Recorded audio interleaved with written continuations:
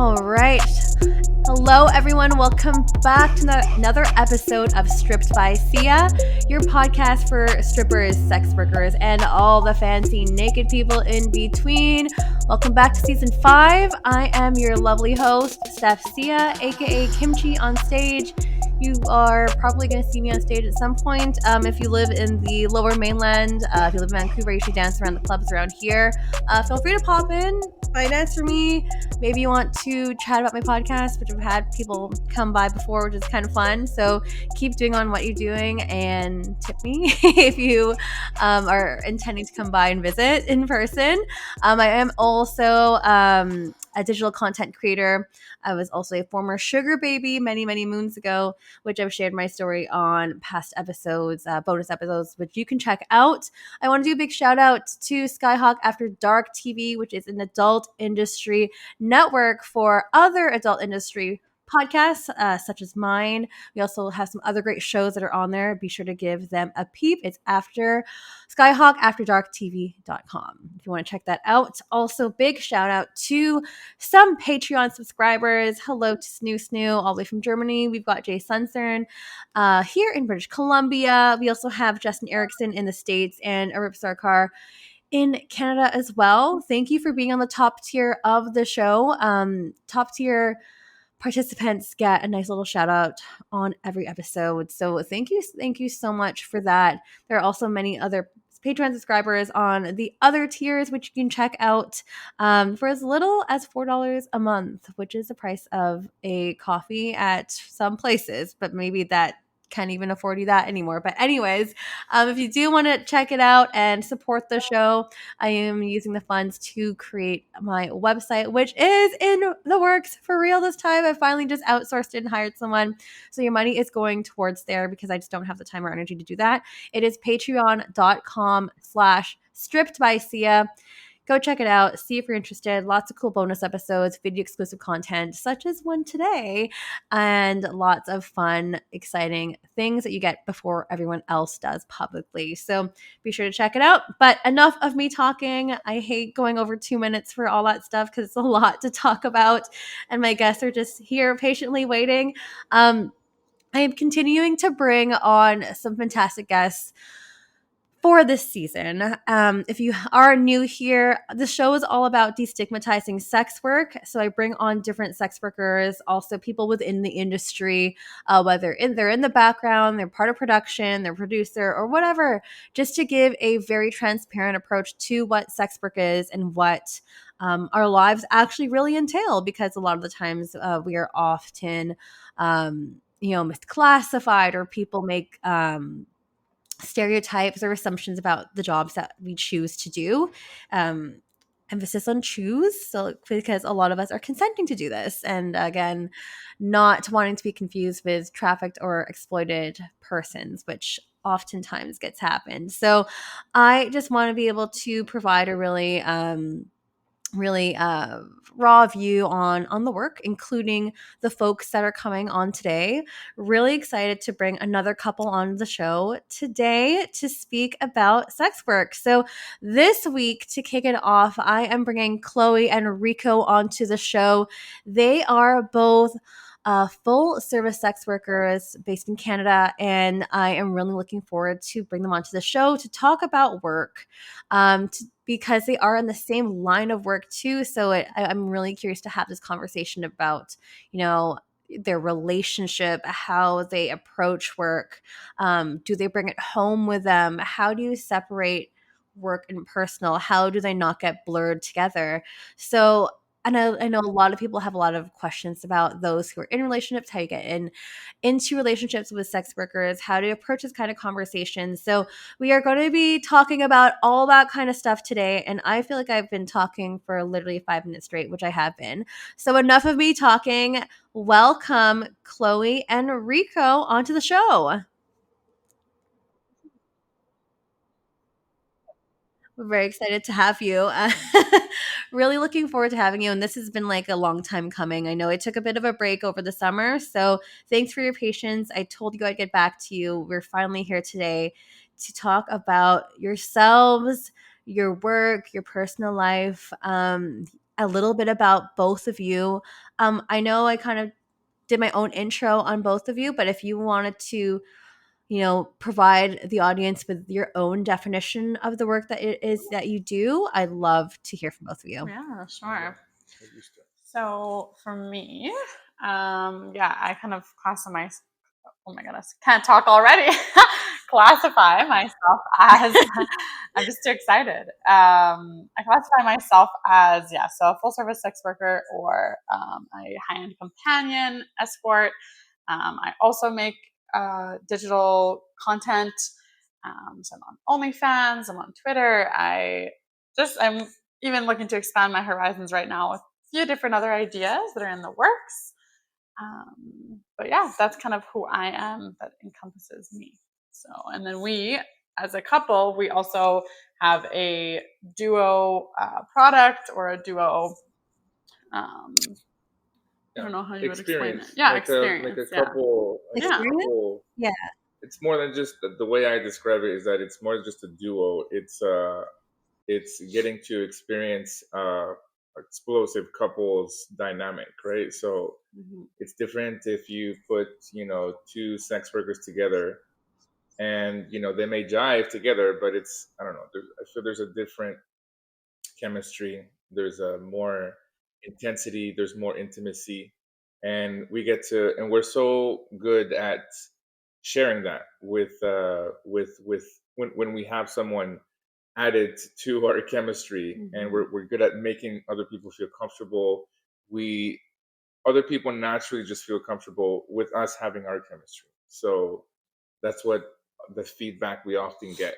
It's just that, oh, I was nervous about you because you're so pretty. I was nervous about you because you're so masculine. But then once they get to see how we interact with each other and how we interact with them, then it usually just kind of mellows out. And so that's part of the dual product that we offer together. Yeah. And what else? What about you, Rico, though? Like, I mean, we are definitely going to be getting into the duo experience later. I have so many questions already. But Rico, what about yourself? Like a little bit of an intro for yourself. So me, uh I don't know, I've always been a sexually open-minded individual with open-minded definitions on sex and on relationships. And her and I, as a couple, we had started being open on some levels. Who are you though in this industry? What do you offer? That's where I'm getting to. He's just really excited. So that's who I am. I'm an open-minded kind of individual, the type of person who I am, the type of relationship that I've already proposed before getting into the sex industry. and that kind of comfort as an individual, as in a couple as well, enabled me to feel comfortable into diving into becoming a sex worker, right? And first she started out, and then eventually I caught on, and I'm like, you know what, you can do it and you're comfortable with it. I'm pretty sure I can do it. I'm comfortable with it. And that's kind of how we How went it all about. began. Wow. Okay. Really cool. So Chloe, you were the one that kind of introduced Rico into sex work. Like, if you want to kind of briefly go into like your history, I'd love to hear like what your origins, what your roots are too, in terms of like how you were introduced into this world. Okay. So I grew up in a relatively religious, Christian, closed minded household. And then at the same time, I was also a ballroom and Latin dancer. So I was in the world of like spray tans and lots of makeup and sexy dresses from a pretty young age. And it's something that we've kind of talked about and explored on. Wonder how that's affected me or impacted me, or allowed me to be in this place where I am now. Um, yeah, it just had its impact from a pretty young age, whether it's subconsciously or yeah. So then after I was done dancing, I moved back to Canada because I was living in the States while dancing, and then finished my schooling and I was set to go to school to be a doctor, and I was really into like education, and I had this kind of industry was not on my radar at all, especially coming from a very religious background. And so I was always someone who was like in touch with my feminine side. That also came from my dancing. But then when I met Rico, we kind of had dabbled or talked about, hey, what if we expanded, or what if we kind of got into maybe swinging, or like, he was open. Ah, okay. Yeah, he was kind of open about these ideas. And just in life as well, he expanded my horizons on a lot of different topics. And so on this topic, I was kind of like, I don't know, I'm indifferent. I don't really know. I literally hadn't ever even watched porn until I was like 18. I had never even Oh my seen it. Yeah. god. And then when I got with him, it was like, oh, well, do you want to watch it? Oh, okay, we can watch it. And it kind of expanded from there. And then I had made a joke one summer, like, wouldn't it be really funny if I had found a massage parlor to work at? Oh, but I think that you have a massage therapist, and like, oh, like that probably wouldn't happen. It just wasn't really. I just didn't think that it would line up. Because she was in between. Yeah. Not even in between jobs. She's always been the type of person where she'll get like a part-time job and she'll find something else, and she's always, juggling different things and seeing how she can grow. Gotcha. Having space to find stuff to grow with. And then that's when she made that comment of like, wouldn't it be funny to find a massage parlor? And I thought, even if I was a receptionist or something. We didn't even take it seriously at all. It was just like it just came out of the blue. Yeah.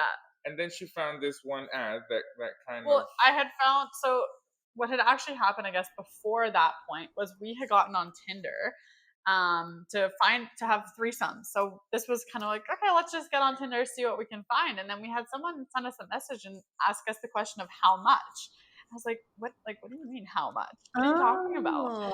And then he's like, how much would it be if I wanted to watch you guys? And then we're thinking, oh yeah, well I guess we could charge for this. So then about 2 weeks later, we had someone like in our bedroom watching us, right? And we got paid for that. And we're like, whoa, this is really cool. We should probably do this for amazing.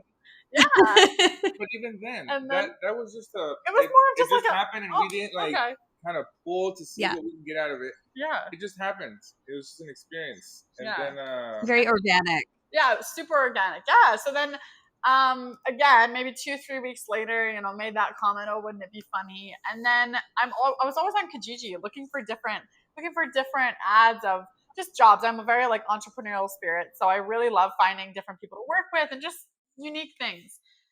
And I came upon this one ad that was saying it was like seeking beautiful women for a receptionist role. For a new adult entertainment business that was just going to be opening in Edmonton. I was like, well, I mean, I think I'm beautiful, and I think I could, I thought it was maybe a strip club or something like that. So I thought, hey, why not? Serving, I like that, or receptionist or whatever. Let's see what I can get into. And then I went to the studio, and I met the massage parlor, and I met the owner there. And I walked in the door. She's like, oh my gosh, you are beautiful. She's like, so I know that I'm trying to find a receptionist, but I mean, hey, have you ever thought about working? And I was like, oh, like working. I kind of didn't really know any of the ins and outs. And so she kind of introduced me, and I thought, oh, this could actually be really interesting. And oh, this is exactly what I talked about 2 or 3 weeks ago. Like, I'm pretty sure I just manifested this into my life. So yeah, that's amazing. Yeah, exactly. So yeah, from there, it just kind of picked up. So then I worked at, and I still work at that same studio.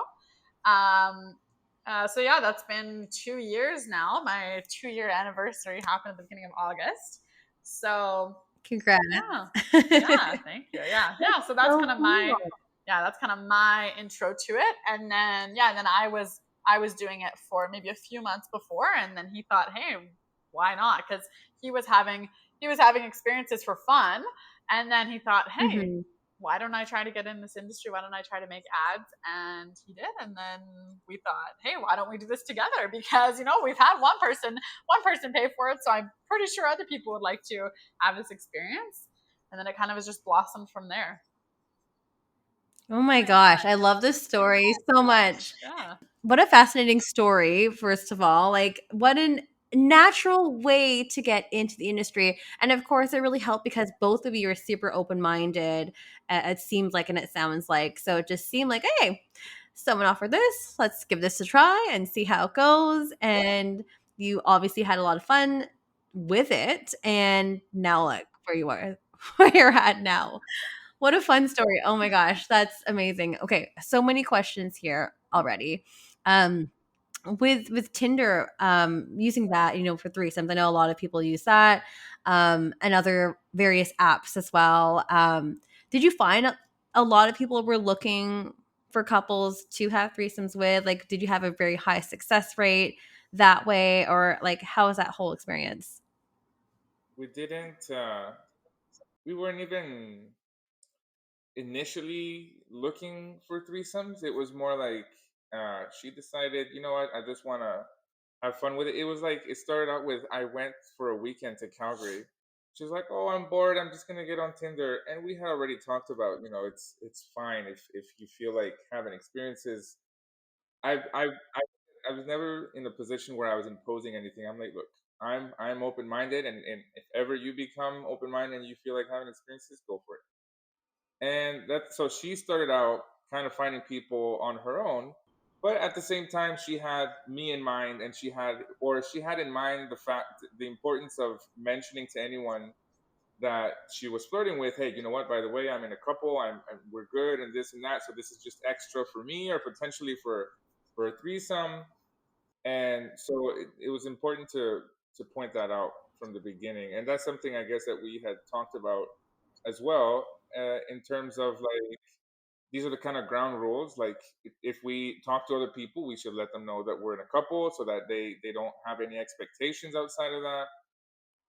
And even more, we like the idea of like meeting other couples, because then there is less risk of having people become attached to us individually, like if we were Yeah, alone, single. So, and then right. eventually we did get we did make a friend, that became our friend, that we also had a threesome with. And that guy ended up having his moment where he started out with like, oh yeah, I'm super open minded, I want to meet couples, this and that. But then it became Oh, started becoming jealous, and started falling off of his role. And then we had to call him right. out and say, look, we're gonna have to cut you out, because like you can't handle it. And so Yeah. that's kind of So, how we yeah. went about with Tinder. So yeah, like we found that a lot of people were looking for the couple. Well, they were looking for it, but they just, and this is in general in my experience with just people searching for different things in this Hmm. industry, or just in the pursuit, I guess, of experiences. A lot of them say they want something but are not sure what they want. So there's a lot of confusion within this pursuit. So yes, there's lots of people looking, but do Can you they handle it? want to follow through on a serious note? That's a whole other story. No, can they handle it? Yeah. Like, Yeah, can they handle it? That's a really good statement, a really good question because a lot of people can't. And like oftentimes there's always like an imbalance between it. Do you ever find like someone is always going to develop feelings most of the time, or there are really truly open people like yourselves that don't get jealous, that don't get attached, etc.? we I think like for us, I don't think that whenever we've had experiences, it hasn't been, it usually doesn't come from one of us. It usually comes from the outer person. So I think that, I don't know, it's a loaded question because I think that there are open people who are very very able to do this, and to not get attached. But I would say that 90% chance they probably have something else that they're super happy in, and they're not looking for something either. So it's yeah, it's a loaded question. to Yeah. be honest, uh, it really goes down to, and in general for all of us, sometimes we think we know what we want, Mhm. and our subliminal mind has its own feelings, and it's like you may say you want to experience this, but you're probably wanting to experience that because of maybe some trauma, maybe some insecurities, maybe some XYZ. And then once you dive into it, then in practice, you will be able to see, it will come up to the surface. So sometimes people are like, yeah, I'm Right. going to be easygoing. But then if they have personal needs that aren't being met, that sometimes they're disregarding, then eventually some experiences will make it inevitable. It will bring it up. So sometimes even Right. us ourselves, in the pursuit, I think anybody that in the pursuit of experimentation, you will run into, oh, I thought this is what I wanted, I thought this is what I would feel, I thought this is how it would go. Mhm. And and it's just, and also getting to know people takes time. It takes time. Like Yeah. the person who you get to know initially for the first month, oh, it's very playful, it's very this and going, easy going, this and that. And then the person who you get to know on the third month compared to the person you get to know on the sixth month, and then yeah, you slowly, that process is important, and that's why it's good to take your time and not to rush into things. And just to say that that was maybe 3 years ago that we were kind of like experimenting with that, and we don't have anybody that we Mhm. met 3 years ago still in, I mean, I would say maybe in our lives on a very very light level, but definitely not on a serious or close note. So Right. I mean, did either of you go through that kind of process too, in terms of like experimentation and just really finding out what you liked as Yeah, well? yeah, I mean, definitely. A lot of we trial and error for sure. yeah Mistakes we and actually had a whole year that we weren't even together because so we joke or say that we've been together for over 4 years now, but one of those years we weren't even together. So we were really close friends Mhm. still, but I was in another relationship, pretty much based on Mhm. experimentation, I guess. And through that, there was a lot of like ups and downs of basically specifically it came from him, but him cutting me out of his life. And it was kind of like, if we never see each other again, I'm really glad and happy that we got to experience everything that we got to experience and live together. But I can't have you in my life. So, which lasted for like Mhm. approximately 3 weeks because, look at me. But, then then no, I'm just she kidding. then, then But she ended up moving away to Vancouver. And then yeah, next thing you know, she's like, okay, you're going, but you're coming back. yeah, pretty much. And Yeah. it's like, So, yeah. Yeah. So, yeah. So we've definitely both gone through our own level of experimentation and trial and error, and like our own selves being hurt and hurting each other. And yeah, just lots of ups and downs. even more, us being very open minded, us seeming as if we feel that we know what we want. The level of experimentation is the same. It's I've even with the whole concept of being an open couple, you Mhm. go into it with certain definitions, and then you start to have experimentations, and you're like, no, actually, I'm going to tweak it here, I'm going to tweak it there.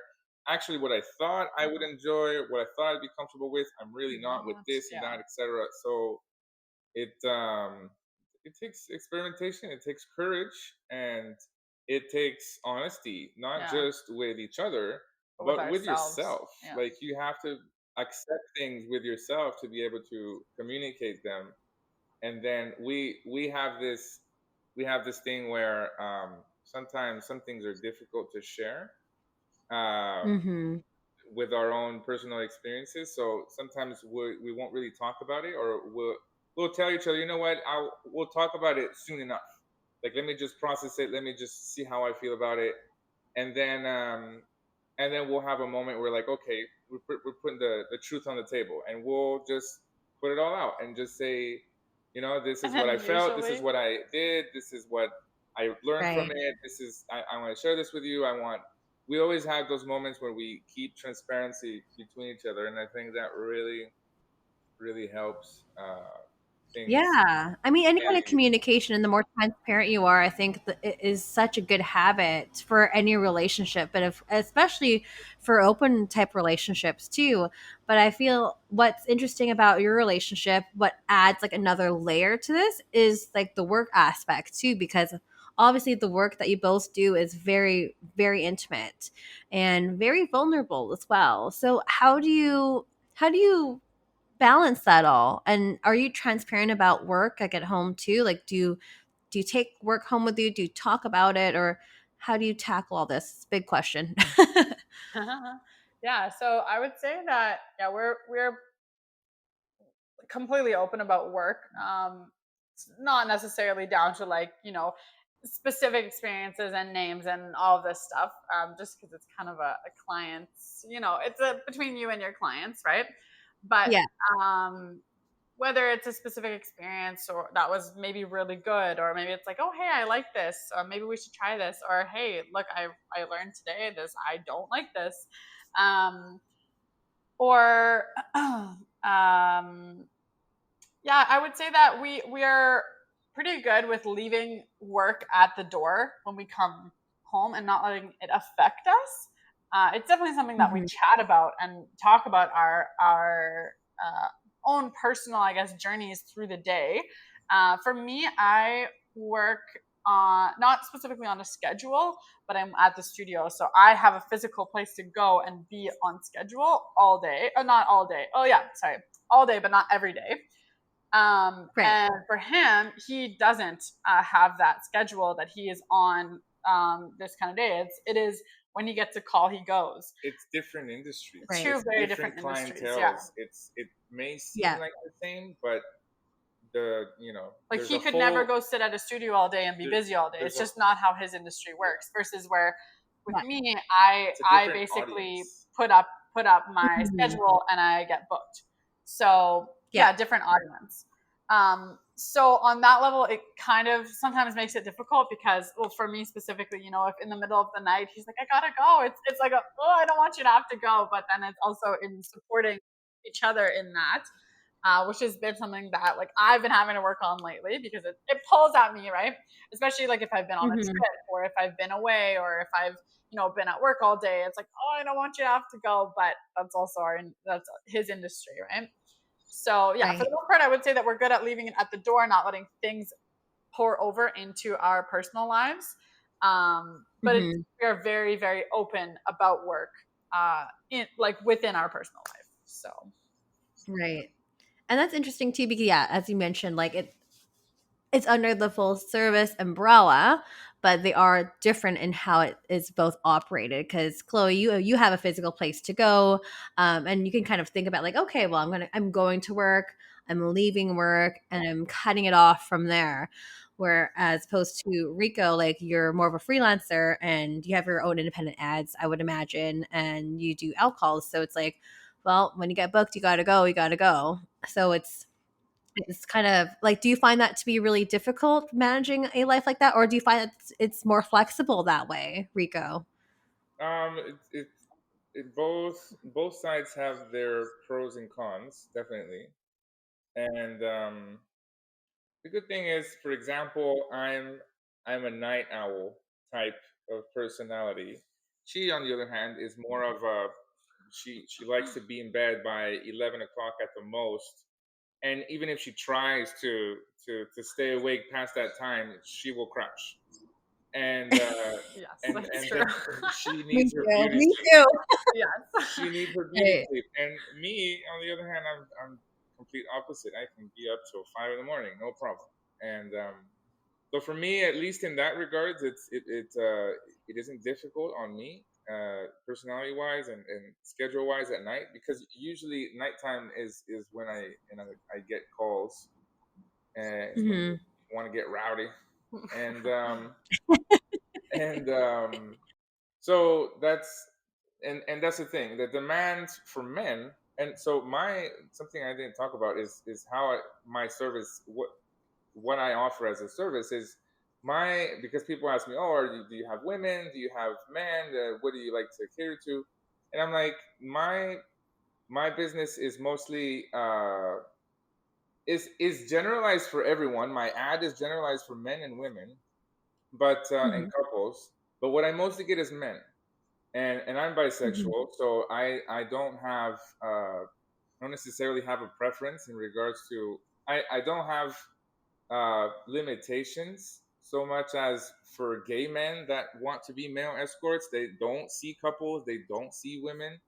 And because I'm Right. bisexual, I'm able to cater to a lot more than just the gay men that are male sex workers, right? Yeah, like it's a wider net. Yeah. Mhm. So because of that, I get calls from couples. I get calls from men, mostly men. Every now and then, couples, and rarely Mhm. ever women. And Interesting. I think that it's specifically the it you have to like fit a stereotype as a male escort to be able to cater to the female clientele. And usually it's like you gotta be super buff, you gotta be super like extra extra masculine, extra, well endowed, and Right. that's what women will go for, or for like stag parties. You don't hire a guy Right. that's just semi fit. You hire a guy that's super fit for a stag party, right? Um, Right, right. and There's a so certain that's look, quote unquote. yeah, Yes. exactly. So even I remember the girls one time had a Christmas party and they were doing a photo shoot. I think it was that time, Mhm. and they hired a guy, a male. I don't know if he was an escort. No, they found him on the street. I don't know. They hired a guy to be Took their him in table your for their sushi table. foods, Yes. like for him to like wear a thong and be their Oh my table gosh. to like lay the sushi on him. And he was like a fit guy. He was an extra fit guy. Yes. So yeah, we're taking So applications so for that's our that's tabletops. so that's the perfect example and explanation of how that kind of guy, stereotype of guy, is the one that usually fits the need of women when they have it. And Hmm. so anyhow, what was I talking about? That I cater to them, and Yeah. To cater to like you cast a wider net, you because you're you are bisexual, so you see all different types of people, clients. So it's like not as limiting as, yeah, men servicing women. So that's really interesting because like I actually haven't had any bisexual people on the show or pansexual people on the show either. And I kind of, this is a tangent too, but because I did an episode on bisexuality and how there's like bi erasure and stuff too, with pansexuality kind of covering most of that ground. Do you believe as a bisexual person that that identity is going to be erased? identity is This is going to really, be erased. How so? yeah, because some people believe that bisexuality is not a thing. And because like more people are identifying as pansexual, like this is a whole like argument and debate that's kind of like Well, controversial that's happening nowadays. But I would actually say that I actually the in definition I'm defined as a pansexual person mhm, because I think the difference is that a bisexual person is strictly someone who will uh, be attracted to two stereotypes, either the mhm, woman and the man, and that's it. yeah, And like the gay man, right, right? At least in my right, case, as a bisexual man, that I mhm, can fit into. But I go beyond because I also enjoy seeing cross dressers, transsexual people, and I think just that right there, it goes beyond the range of just people who are guys who are gay, or guys who are straight, or guys who are bisexual only. And that would be just right, saying I'm bisexual. So I think there's I think there's a definition for a reason.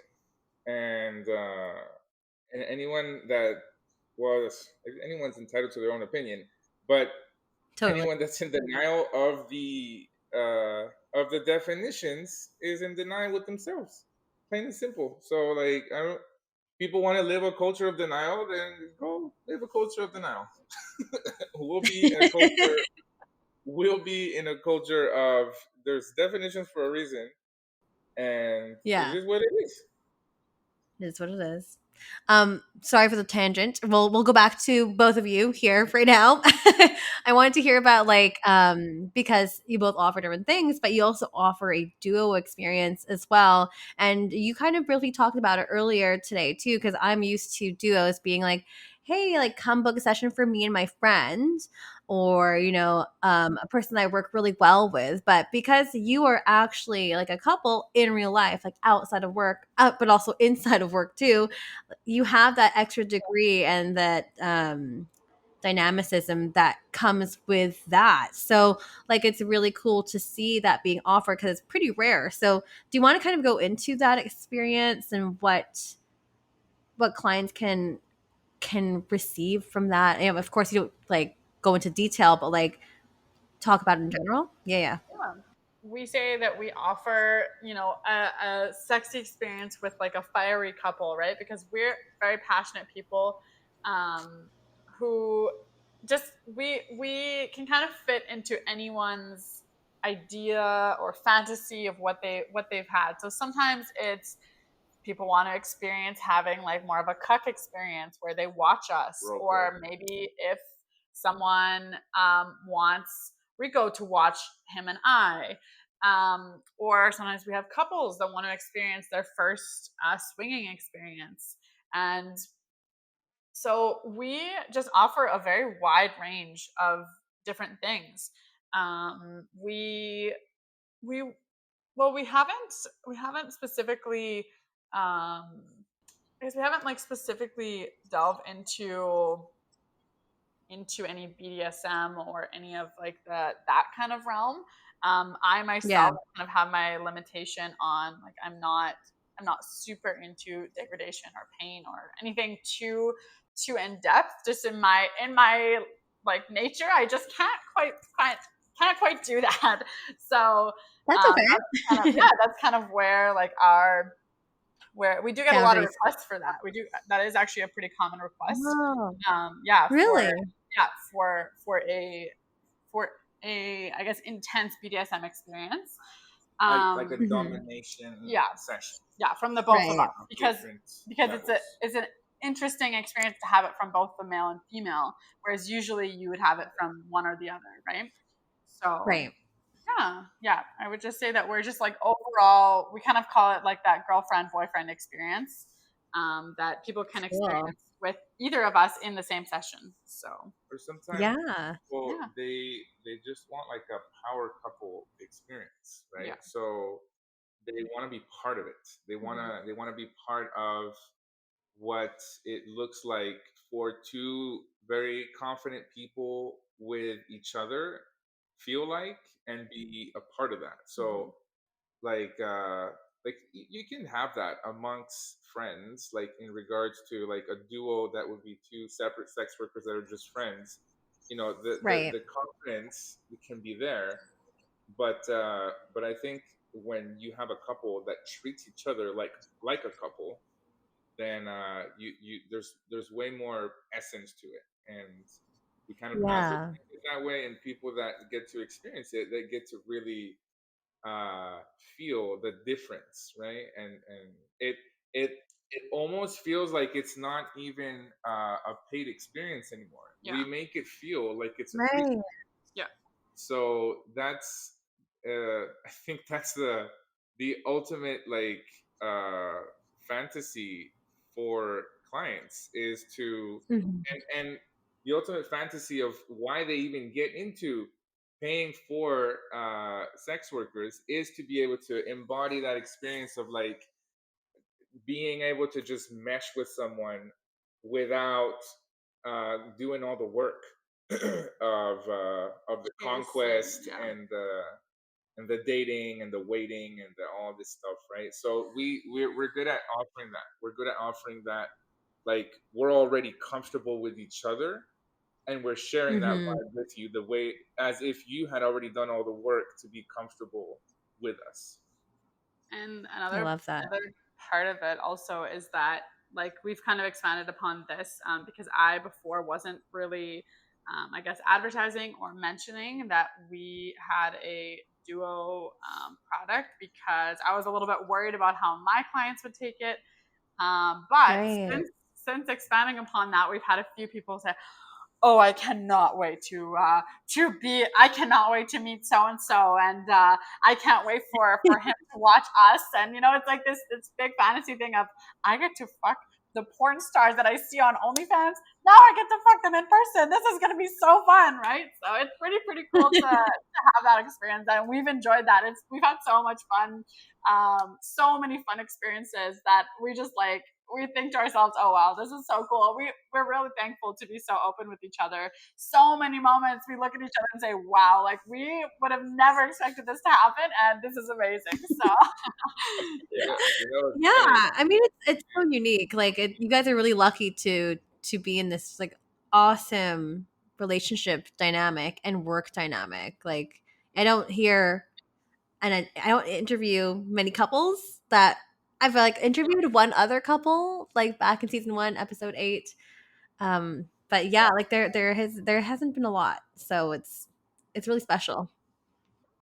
There was one experience where the client the client knew about me, we and he we was like, oh, how hot would it be for you to call your boyfriend on FaceTime. and a video call, and when he answers, he's just seeing you suck a dick, and it's like, and so we did that, and then So she I knows that I FaceTime. like watching her suck a dick, and so uh so yeah, I answer the phone and I see that, and I'm like, oh. And so the way I see it, see, there's two different ways of seeing that. A lot of men would be like, why would you ever let your girlfriend blah blah blah? Why would that would be offensive, right? And that's the beauty of that experience, is that there's the second type of interpretation of, this would usually be offensive, so let's do it. A lot of times most people want to do what they can't do, right? Yeah. And then but then Yeah. for me, it's like, I enjoy it. For me, it's I knew that he she would is have loved it. flaunting Yeah. herself to me. So it was quite the experience for that client to be able to get that experience of like, here, call your boyfriend right now and show him that you're sucking someone else's dick. And so it's those kinds of Moments and experiences. Yeah. Yeah. experiences, that kind of role play that makes things fun, Mhm. right? Mhm. That we're Yeah, able you could really bring to that fantasy to offer. life. Yeah. Yeah. Totally. Yeah. It's a huge thing, and that's really cool. And like the fact that, because you like akin to what you were saying, Rico, like a lot of people would be automatically jealous, angry, all these negative emotions. But for both of you, because you're in this line of work, because you are so open, you're able to embrace it and have fun with it, and it's super playful and just like super hot too, which I'm sure You you know might what? think as well. I think this is a perfect moment to point out the fact that one of the main reasons that keeps up, because I would assume that anybody would say, well, the main issue would be jealousy, would be insecurity, would be trust. And how do you build those things while being so open? And um, usually people fear, what if he or she encounters someone that changes things up or whatever. And the important part, the most important part in all of this, that really keeps, that is the glue that keeps everything together, is the fact that as a couple and as individuals, as friends, we have a lot of very strong values that we share. and Okay. um and because of those values, we know that it doesn't matter what we encounter individually, we know how difficult it is to be able to find someone as your partner, to be able to share those values and to grow upon those values, like just in regards to society, community, parenting, a lot of important things that every person looks forward to in life in general. And when you can find someone to be able to partner with you on those very important topics that are lifelong journeys, then It's like and everything outside of it's that is just fun, yeah, it's right? It's just like fun. it's Yeah. not you're not There's on the nothing. pursuit of looking for like a life partner. When you have so many things that line up with the other person. So yeah, that's where that is why we're still sitting here today together, because there's been many things that most couples would go through and would have not come out the other side from. So and we actually didn't come out the other side at one point. Yes. You're And missing that. but that's an important process that we sometimes each individual has to go through. And I respected what she was going through, what she needed in life, and at the same time I needed to move away. I needed to like just cut a lot of different things out, and both of us going through our individual processes of doing what we individually need to do in our own lives to be able to grow is why we're still together. Yeah. And because otherwise, if we hadn't grown out of our old shells, and if we hadn't allowed each other to have the experiences we needed to have, then we would still be stuck. And I think that's what a lot of couples They do. that's why a lot of couples don't hold.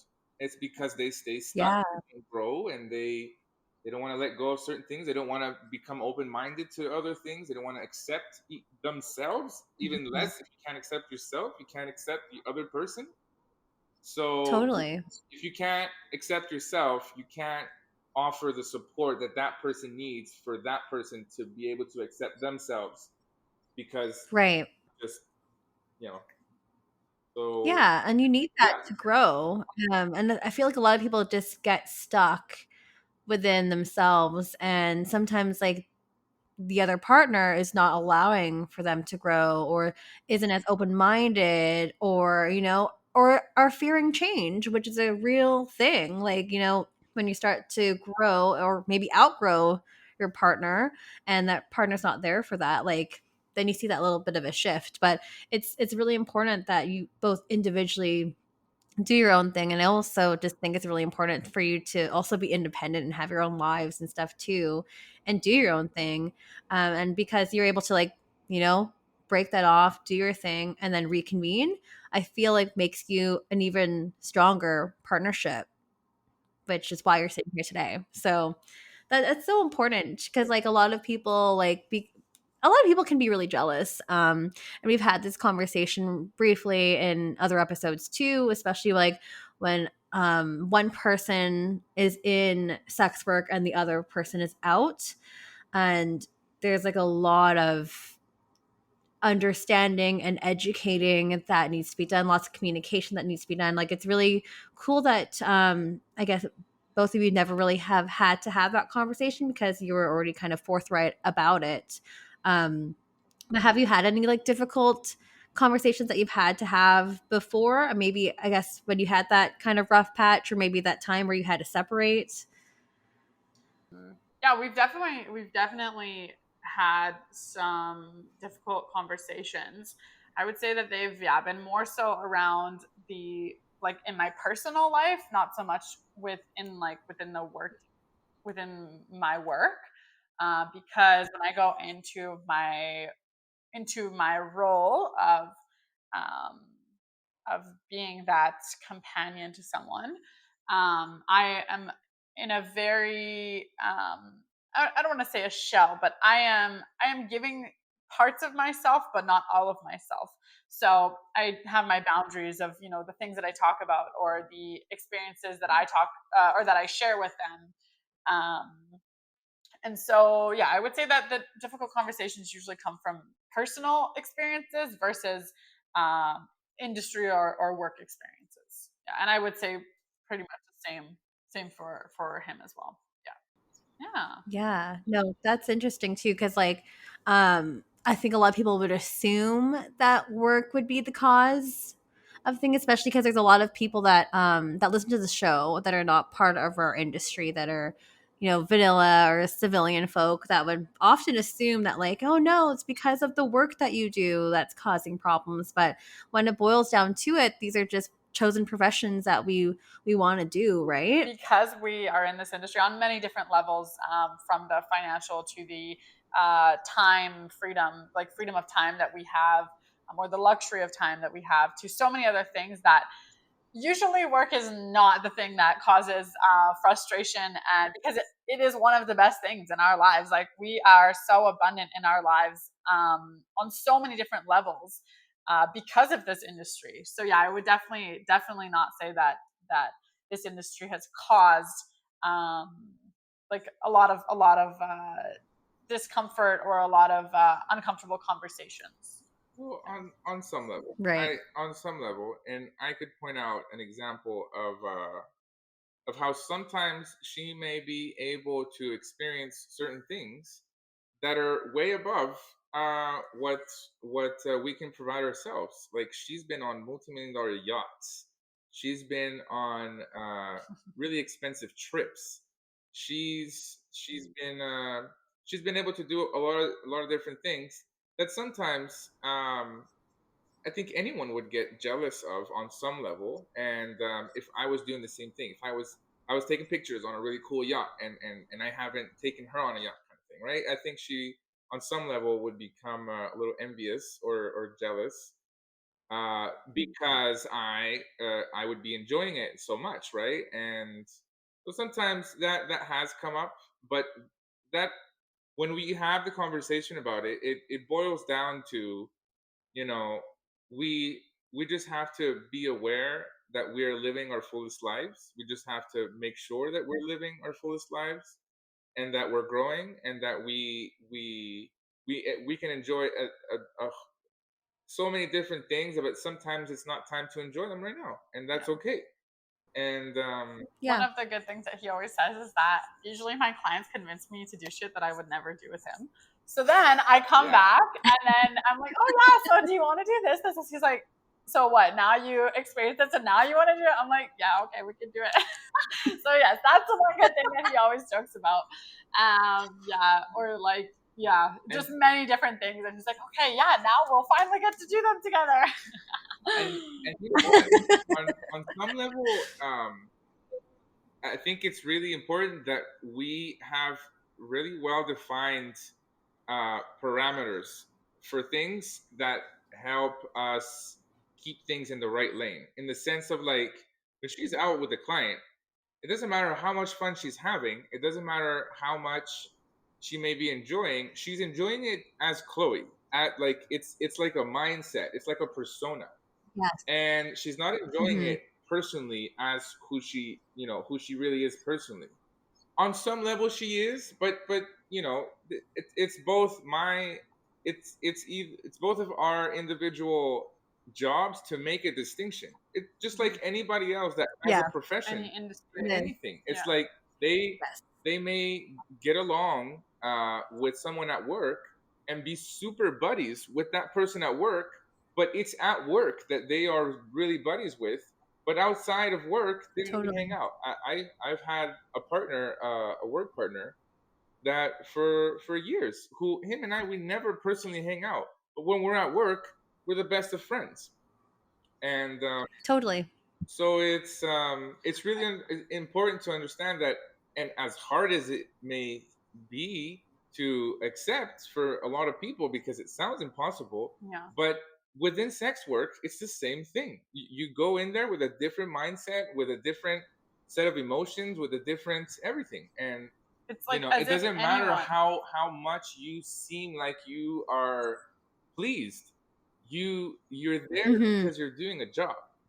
Like, you're not there Yeah. on a personal level, because if you want to do something personal, you'll go find something personal, and you won't limit your personal experiences uh to what is offered at work, kind of thing. Yeah, yeah, it's a part that we play, right? It's a role that we play, that is so important, in how we operate, because like that's our persona, that is our specific branding, that's who we're supposed to do. And then outside, when you leave that, then you're your own you do your own personal thing, right? Like, is that how you help kind of distinguish your boundaries too? On some level, Like, yeah. Yeah. I'm playing Chloe, today, you're playing Rico. Yeah, Yeah, I would talk say about so. that. Yeah. Yeah, it's definitely like the even like going down to like the music. Well, for me specifically, I have like I'm really fun. I'm a very vibrant person in my personal life, and I bring that into my like Chloe persona.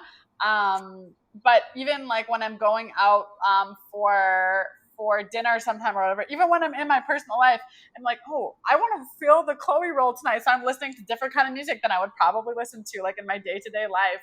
Or I'm using my name at dinner or with friends, and it's a really fun thing to have. I'm someone who has like lots of different, I guess, personalities within my one person, like within my one person of who I am. So I really, really enjoy getting to even doing the role play within this industry. That is so fun to me. It is fun. And yeah, so yeah, that's definitely a pretty big way that we kind of define our parameters. And I can give a personal example. Like there are Sure. sessions that are that demand a high level of dominance on my behalf, and so it's been interesting to push myself that far, to push that to to discover and experiment more with that role that I create, and it becomes something that I would never personally potentially use, Yeah. because I mean, unless someone were to have a role themselves that they enjoy that, or that is compatible with that kind of level of intensity or whatever. And Right. so it's there's roles, there's all kinds of roles, there's many different roles, and a lot of those roles are things that you would never uh bring to your mother's dining table. So that, I I think love that's, that. and I'm going to like the far extreme, because that's a good example of how you make those distinctions, and you can be a very naughty person, but it doesn't mean that that's who you are in general. Yeah. That's just a side of you, Right. right? And we understand that. I mean, you will probably find me naked in some weird places, but it's probably just to take pictures in. I mean, do you ever find like there's times when your own personal self and your personas blend together, or those lines are blurred? Does that ever happen? Because like, I don't know, for me, I usually bring my own personality to my sex work, and sometimes I bring like my sex work to my personal. Like sometimes they're blended, sometimes they're not, but I'd love to hear from both of you as well. Yeah, I would say that um I guess for the most part, at least for me, I would say that it kind of depends on the situation. So yes, I would say that there are definitely some areas of my life where things are kind of intertwined. Um, for the most part, well, no, yeah, actually, I say that there's definitely areas in my life that are intertwined. I'm a very open person when it comes to this. I have no problem telling pretty much anyone that I meet that this is what I do, because I have just no Yeah. shame. I love what I do.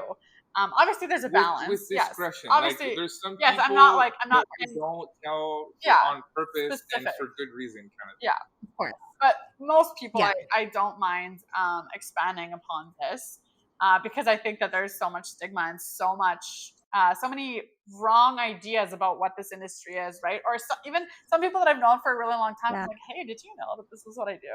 And they're like, what? Like, we never expected that. And I love that. I love Yeah. hearing that, because it's it is breaking that taboo of what a sex worker is or should be. So Totally. I think as well, from the beginning, our experimentation as a couple to become open and to be open to different experiences. One of the base kind of definitions we gave ourselves is that if we ever run into a situation uh, where it becomes slippery for an individual to kind of manage, then it's important to it's each person's responsibility to identify that, and to know when to, like, Mhm. okay, this right here makes me feel a little slippery with myself, with my boundaries, etc. Maybe I should back away and just identify what it is that I'm feeling, what it is I'm enjoying, and how do we incorporate that to our individual selves and to the couple. And I think it's Mm-hmm. having had that conversation from the beginning, we've had that very clear. Whereas, oh, if you're enjoying this a little too much, maybe you should just take it for what it is. Understand that you're getting to that point.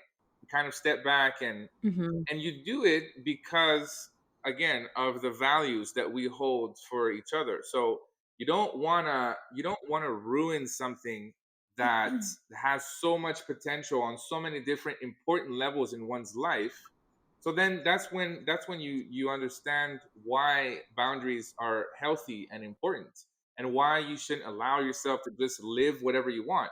Anybody can live whatever they want. Anybody can discover new things about themselves, and maybe there's a right way to do it. Like, I remember at the beginning we had said, because she some time ago she was a little insecure about me meeting women, and so then we said, Mm-hmm. you know what, maybe the parameter should be you can only meet another woman, we can only have a threesome with another chick if we're out of the city. If and if some, or if she was the one to hold the contact of the girl and not me. And Mm-hmm. not so much out of Gotcha. fear, but more out of just defining healthy boundaries that keep things in the right place and that keep things from slipping somewhere, right? So Right. I think it's really important to. It always goes back to our values, our what are our columns Right. that hold us up, and those values are always super important. And anything that we run into, we have reason to be able to reject things. So that's what a lot of people don't understand, don't think exists, Yeah. and even more, Right. don't even have in their lives in general. They just don't have that sense of boundary, right? Mm-hmm. So especially Yeah. men are Yeah. surrounded by this toxic masculinity culture, where it's like, oh, if a man sleeps with a bunch of women, he is applauded. If women sleep with a Right. bunch of men, they are shamed, right? And it's so now there's a cultural incentive for men to go and not have boundaries. And Mm. because of that, the women feel the need to go to the extreme, and they're like, no, we are independent, we can do whatever we want. If you can do it, I can do it. And then, that creates this culture of no boundaries, and I can do whatever I want and suck it up, and I don't need you. And it's just, so yeah, boundaries are Yeah. important, and we have good reasons of how we uphold them.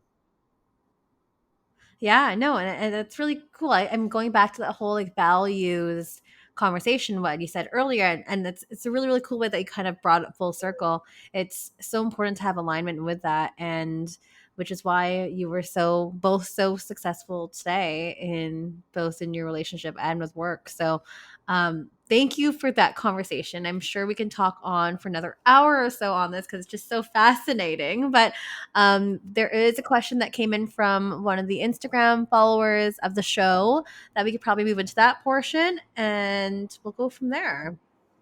The question is, what is a good ratio for sex in terms of like your work versus your personal or private life? And you can take that however you want to take that. Good ratio. Oh, it really depends on like just depends on the week at this point.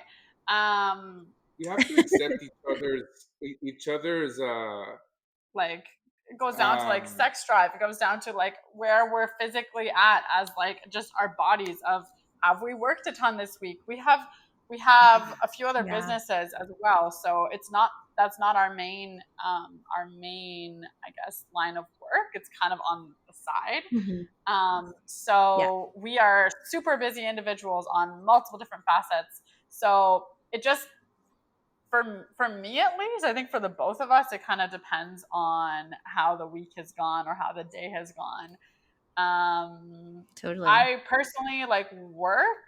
I'm usually work 10 days a month, roughly, between 10 to like 15 days Mhm. of the month, and then I don't know. I couldn't even say how many times we, in our personal life, we have sex, because it really just varies. Yeah, whether it's like for content or whether it's for personal, or it's just, it varies. Do you agree? Yeah, and even for content, when we do content, half of the time it's not personal. It's not personal sex. It's we're actors here, and we're here to do this and make it look nice, and it's another form of work sometimes. So we have to. It is.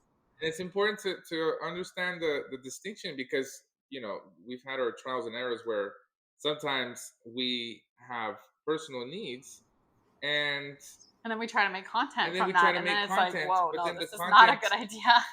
Content's not nice. Yeah. We're not enjoying ourselves, and it is like, hold on, wait, we need to take care of our personal needs. And so that's totally. I guess that's also one good thing to point out is like we really value our personal needs and our personal lives over our work lives, because in a lot of industries you're kind of not able to do that, otherwise you're just cut out.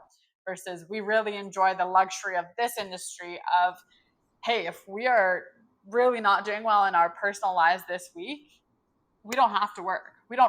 Everything can be called off until we figure this out.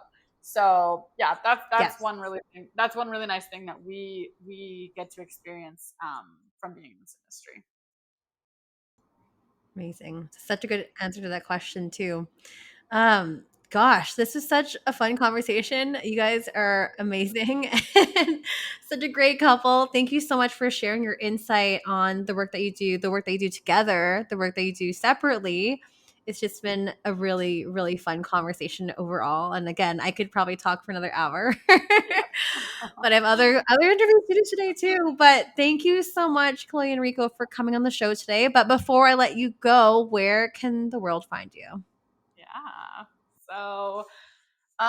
So it's mainly under my name, and then we can have our OnlyFans stuff, but it's not exclusive with Rico.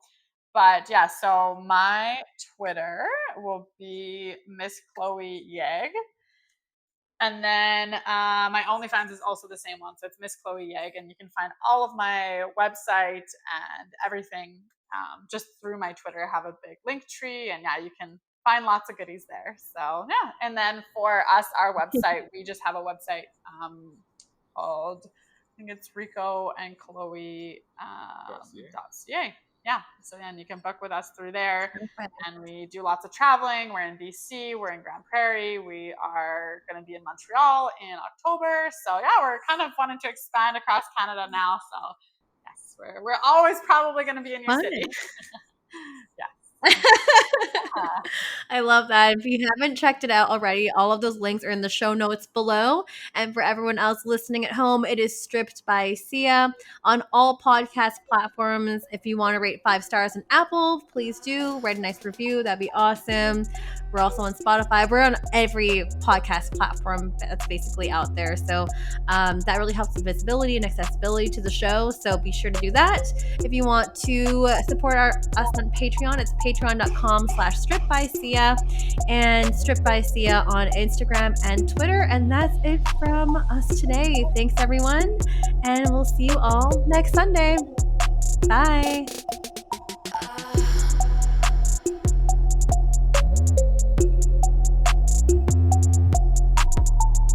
You're listening to Stripped by Sia, hosted, produced, and edited by Steph Sia. Music by Ted D. Graphic design by Maria Bellandarama, and photography by Ian Dabrin.